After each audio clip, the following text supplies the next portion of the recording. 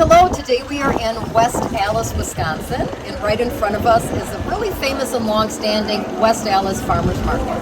And I'm here with Robert Sanchez of Chihuahua Coffee, and I did not have my second cup of coffee, so I can't wait till we get to the cooking part to have my cup of coffee. And I'm a skim latte kind of gal, so I'm looking forward to it. I want to hear about all your other drinks and food too. But Wendy Bauman, and I'm president and CVO of the Wisconsin Women's Business Initiative Corporation, also known as WWBIC, and this is part of our WWBIC Cooking Up Business Series. And what we do is we first hear about really our heroes at WWBIC, great entrepreneurs and business owners that have started businesses, created jobs, sort of living their dream to some degree. We want to hear about them as people, about their entrepreneurial journey and starting that business, a little bit how WWBIC and maybe others help them out on that journey. Then it is a cooking show, so in this case we want to cut the shots of espresso and the coffee, but also hear about some of the other pastries and other things that you're doing in the near future, because Robert's actually under some expansion. We'll end up having two coffee carts. And then we want to hear some great advice from him too to others who are thinking of starting that business, growing a business, and specifically in the food and beverage industry. So, Robert, tell us a little bit about yourself and a little bit about, even just your food journey before even you thought of starting any business, or to some degree maybe even your coffee journey. Basically, I was born and raised here in Milwaukee, Wisconsin. My ancestors and some of my relatives are from Mexico and Texas. And my journey obviously started working in coffee shops downtown Milwaukee.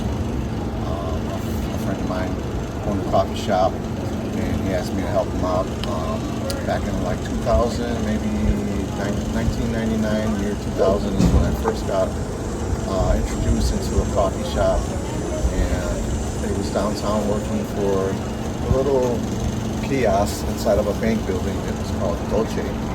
And basically that's kind of how my food and coffee journey percolated in my mind. Seeing everything that he was doing kind of gave me some ideas. And then following along with other coffee shops that I worked with, he actually worked with WWBIC and staffed us to work at the coffee shops that WWBIC owned. Okay. So I started off. Because for a while WWBIC owned Coffee with a Conscience, yes, which served only organic, fair trade coffee and bought from our clients' products. Yeah, correct. We owned that for 15 years. Yep. So we're dangerous with coffee. Not like you, but we're dangerous. I worked at 3 of those locations that you guys owned for a little while, and then obviously when that was done, I worked back with him for a little while, and then I went to Bella Cafe, which was downtown on Chicago and Milwaukee, getting the whole coffee experience more other than what I had. When I started Chihuahua in 2018, before that, the owners of Bella Cafe, which is my story, was they had passed away and gave me some equipment for me to start my business. So that's kind of why I started Chihuahua. It didn't really happen right away, but it kind of happened a little bit later on when I had more time to do it. And the farmers market in South Milwaukee was my first initiative to bring the Mexican coffee that I had to the public. So that was kind of my first step. Back up a little bit, the coffee, obviously we have a private roaster. Our coffee is from Chiapas, Mexico. And most of the stuff that we do are specialty lattes or ideas that I came up with. Some of the stuff that I explored with at Bella Cafe when I was there for a little while. I managed Bella Cafe the last year that they were open. And then COVID came, and then that's when Bella Cafe had closed for good, and I put Chihuahua as my number one, and that's what I'm doing now. So basically, yeah, some of the stuff that we do, like our Mexican coffee, we serve it just regular black. It's really flavorful. It's a chocolate type of coffee that we serve, so it doesn't really need a lot of cream, or it doesn't need a lot of alternatives to it. You can enjoy it just like that. Again, most of our lattes that we do, we have specialty ingredients, like our Mexican mocha. We just use regular chocolate, and then our signature coffee drink, which is our Chihuahua latte. It's kind of like the Mexican mocha, but we put a little bit of cayenne pepper to make it a little bit spicy. So that's kind of like a tradition Mexican mocha. They have spice on there. Ours is more like a traditional signature. It's like mole, which is also Mexican too. It's Exactly. always, I do the joke, the Reese's peanut butter cup is, you got peanut in my chocolate, but now when you got peppers in my chocolate, right? You get spice in it. So you really, coffee was a big part. Probably coffee more than food, because I think Bella serves some food too. The food, like I said, we didn't really get into food right away. When I was at Bella Cafe, I tested out some of our, we did chorizo and egg breakfast tacos, which Bella Cafe didn't have that, but they allowed me to try it on their menu. And it worked. People liked it. It wasn't something that they ordered all the time, because obviously they weren't used to it. But we tried it out, and people were enjoying it, so that's probably something that we eventually will have on our menu in the future once we get our other vehicle going, our other trailer, and we have food on there. We're going to probably do similar to what Bella Cafe was doing. So at Bella Cafe, we eventually served soup and sandwiches, and we did packaged salads and stuff like that to go. So that's basically what our concept is. We're trying to do packaged food to go. Some of the soups that we might serve in the fall and the winter might be like Mexican chicken chili. We might have Mexican lentil, and some of the soups that we will be serving and selling are not specifically made from us, but we actually incorporate with the soup market, and that's what Bella Cafe did when I managed them. We incorporated with them. So that's okay too. Another beautiful small business. Exactly. How about some sopa de tortilla? I love tortillas. Businesses too. We want to make sure that we can incorporate our whole theme still. So most of all the soup are going to be Mexican. It's not going to be anything off of that. So if we don't have that, eventually we'll have something replacing it. Rice and bean bowls. So we're going to be different. We're going to be different. Get your cup of coffee, but also get a little treat and keep that more Mexican. We're going to get a little trendy and try to get a little bit of like the lunch menu going, but we're not going to really take off too much with food. We just want to have an alternative for certain places that obviously some people just don't offer. Right. And then so also what we'll do is we're going to have a rotating menu. So you're sort of in the coffee business, a lot of exposure, really knew what you were doing, managing for that matter, so handling it. So you sort of had that business experience. And the idea of putting up a shingle of your own, that was a dream, or it just sort of phased into that? Yeah, it was kind of a dream. One of the articles I did in the Shepherd Express in the beginning, when they interviewed me, I told them that I have a little Chihuahua at home. And basically that was where we started the dream. The Chihuahua I have now, obviously it's not the Chihuahua I had before, but my Chihuahua I had before, he got old and he passed away. But that Chihuahua, when I already had decided the name. I already had the name. I said, I want to do a cafe. I like it. And I always had this idea of like bringing the red carpet down, and the dog was going to walk, across it, and he was going to be the star, and everybody was, and it was funny. He is. His new logo. Yeah. Well, the really star is at home. She's not here now. But. Yeah. Sweet though. You gotta have something like that. That personalizes it. Shot glasses too. Yeah, and everybody loves the name. They said it's catchy and. I Chihuahua too, right. not just Chihuahua. We have merchandise and people buy it. So we have today where we do bring in, we have shirts and we have hats and stuff like that. So we do really good as far as branding and marketing that people enjoy. I think it's funny. Some of the names on our menu of our coffee drinks, obviously they're just named funny, regular coffee drinks. The way we put it in our culture or the way we make them, and we just add a little specialty art to it. Yeah. That's the way I call it. Put something different and make it more enjoyable or more fun. We have our little hats here that are for the Chihuahua dogs. Okay. So we try to make it fun. Yeah. Well, that's what we need, more fun in life. We need a lot of hard things in life. We need more fun. So WWBIC came into the picture. We helped you out a little bit with what aspect? Or WWBIC obviously came in the picture. I said in the beginning, for me, giving back and working for you guys, working in coffee shops. Yeah, that's and then later on in life, obviously, when I started this, there was, I think it was right during COVID, there was grants available for small businesses. So I was able to get some grant money to help me get myself going a little bit more on this. When we first started this, we didn't have this trailer. We had just tables and a canopy. So that was able to, WWBIC and the money, the grant money that we were able to get from other sources, were able for us to get the trailer, were able for us to maintenance our machines, get more high-tech machines, eventually get a vehicle so we can travel with this thing. Oh, it's really sweet. It really stands out. Every little thing helped. Every little dollar, every thing from grant money to support from other businesses.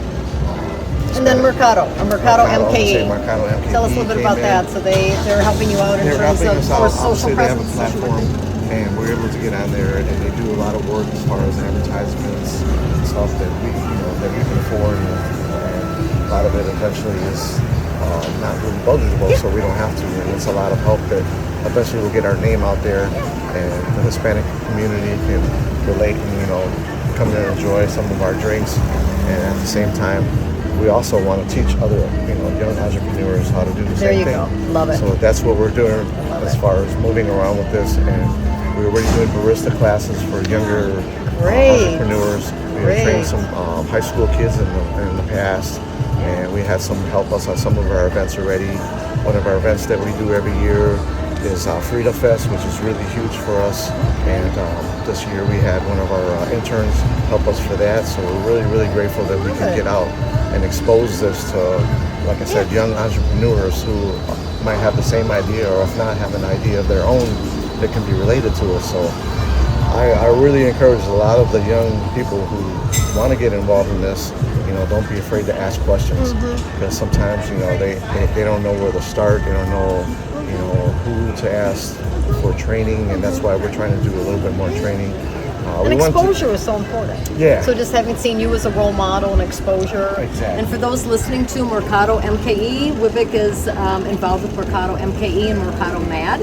And we work with Hispanic, Latina businesses and help them with the social marketing platform presence so that they can just advance further. They might already have some, they might not. And so this is another way to go. The idea of conventions come into town, they can go there and buy and service and frequent Hispanic-owned businesses in our own community.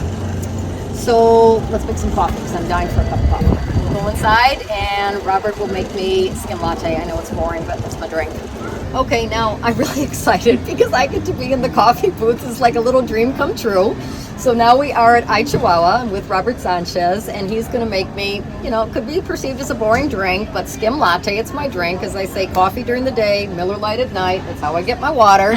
So I'm very excited to have that here with him, Chihuahua in West Dallas. So talk a little bit about even making a boring skim latte. Basically, we have our small Brevilla machine that we use in this small trailer here, and we are gonna first get our espresso, our fresh grind espresso. That's gonna make our espresso. So for those who are not totally into coffee, every single shot you do is really freshly ground. Yes. Yeah, so you're not using the tin can that some people buy in the grocery store that's already ground. So totally fresh from being sold. Smells fantastic. No smell on the TV show, but smells fantastic. Okay.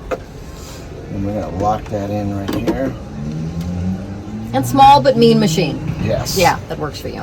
Yeah, basically why we use these machines in here is because they're the only machines that are light and they're able to move around easier. So like you said, sometimes you do a tabletop, you do a tent. Yeah. Because they have a little water tank in the back that you can feel, and then there's a little water tank in the bottom that you have to dump out. So that's why I use them, because it's most convenient. Obviously they're not commercial, they're home machines. Okay. But commercial machines obviously are a lot more heavier, a lot more expensive, and obviously you have to have the right plumbing To do all that. Yeah, and that might be something at some point, but for right now, this has been working for you for quite a few years, so it's working. Yeah, so we have pretty many of these that we rotate in different areas. Every market we do, sometimes we switch off and use different ones. So right now, what we do is we got an option for 1 shot, 2 shots, so we always do 2 shots. And then again, the commercial machines, they don't allow you to do 2 things at the same time.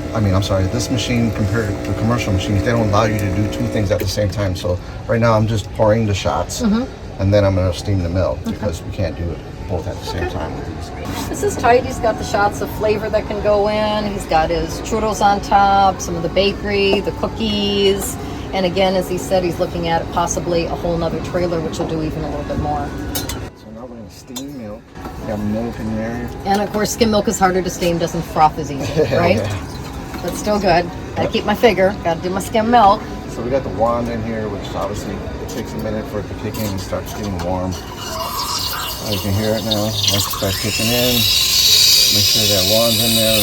You use a thermometer, or you're so good you just do feel? Yeah, I do feel. Yeah. I'm so used to it. Yeah. Once I feel that warmness and I know it's pretty hot enough. What is the most common drink that you sell? Is it your basic lattes, or are people really into the Mexican coffees? Our most popular drinks are obviously my signature drink, our Chihuahua, and our horchata lattes are most popular ones.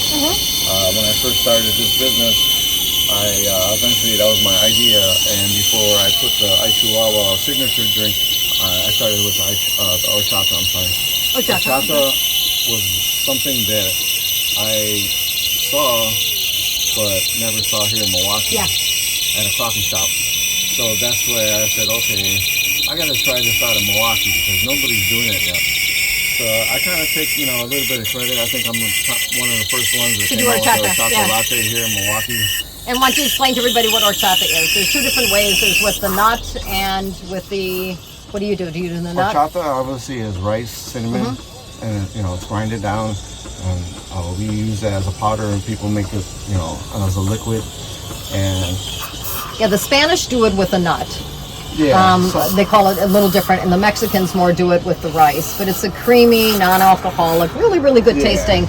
Pretty much drank cold, though, wouldn't you say? Yep. Yeah. Okay. Would you ever drink it hot or not? Not really. No, I would say cold drink. it's more of a enjoyable. I like it. Everybody should try it. And then It's being fancy. Nice. yeah, sometimes I try to do fancy. Even more like that. fancy? Okay, but it still looks good. The froth is good. It's all about the froth. It's softness. I can see the foam. It's not bubble soap like a bathtub, which it shouldn't be. No. I'm boring. I'm skim latte girl. I hear you. Excellent. Coffee's excellent. Good. Now, if I want to, can I buy beans today? We have grounds. I'm sorry. Okay. And beans. Most of the time, when I come to West Allis, I try to bring grounds because most of the people that buy them from me, Like it ground already. they like it ground. But it's already. still fairly freshly ground. Yep. Yeah. It's pretty I would fresh. be There's a beans. bag right on the side right there. You can open it up and smell it. I always do that. I said smell it. It smells just like chocolate. Ooh, nice. And then you do drip coffee too. We do drip coffee too. Most of our drinks are always made the espresso machine, drip coffee, and we also do agua frescas. Oh, okay. And most of our agua frescas are made with fresh fruit, strawberries, sometimes cantaloupe. Sometimes we put the one we have now is actually pineapple with pear. Oh. So could those see are that. refreshers for people who don't. So you cut up the fruit. Tell us what agua fresca is. Agua fresca is obviously fresh fruit that you blend. Some people don't use condensed milk or make it creamy, which I don't. We don't use any dairy. We just use fresh fruit, water. Like I said, it's a refresher. So we don't, like a lot of people don't like dairy. So we try to keep it real fresh and real simple. Okay. So Yeah, well, that's also an alternative for coffee sometimes. Yeah. I can drink coffee when it's 110 degrees, but not everybody can. So some people might like that too. Yeah. Okay. Nice. Yeah, over now. Yeah.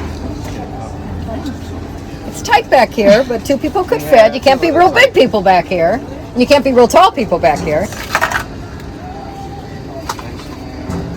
Made daily? Yeah. Oh, sweet. I'm going to smell it, then I'll give it to our camera person. Oh, it smells great. Yeah. Smell more the pineapple. There you go. All right. Thank you. Okay, so let's close then, Robert. Someone out there is thinking of starting a business. Maybe in the food and beverage, maybe not. You sort of came into this a little bit like this, a little bit like that. Exposure, coffee, like people. I love your idea of young people and getting them involved in the industry. Yes. But what are some things that maybe you didn't do the best in the world that you wish you would have done differently? What is some good advice to give to people, young or older, that want to start or grow a business? like I said earlier, basically, don't be afraid to ask questions. I was kind of like that, even with a disability hearing problem I have. I was always afraid to ask questions, so that's why sometimes it's important to write stuff down, and it's always important to let somebody know, like, hey, I don't understand this, because, like I said, sometimes a lot of people are unspoken and they don't want to answer, or they don't want to, speak up. But that's the most important thing. Ask questions. If you don't get the right answer, go to the different source. Don't give up. Sometimes when I don't have the right answer, I always try to go to a source that, if I don't know, somebody that is in the same industry as me, you know, even if it's Starbucks, you know, no matter what it is, you're going to learn from somebody something. And most of my experience from being in the coffee business, I learned a lot about, you know, what I needed to do as far as the rights and wrongs. Obviously, you now have to learn the inspection parts about it, what you need to bring inside the business, what is important that you keep sanitized, and all the important things that need to be learned. So it's always important to educate yourself every day. Again, a small business owner doesn't mean that you're going to make money right away and be rich. It's all about trial and error. It's all about learning how to fall and learning how to get back up. So that's the most important thing that I would say to any entrepreneur is you're going to have to learn how to fall and get back up. What works and what doesn't work. Yeah. So everything is all trial and error. But the number one thing is, whatever your heart is, follow it. If that's what you want to do, then you need to just keep following it, no matter, you know, what kind of hoops you got to go through, because that's where the love starts. Whatever passion you have, then it's going to get you where you want to get, and you're going to succeed in life because you're following what your heart is telling you to do.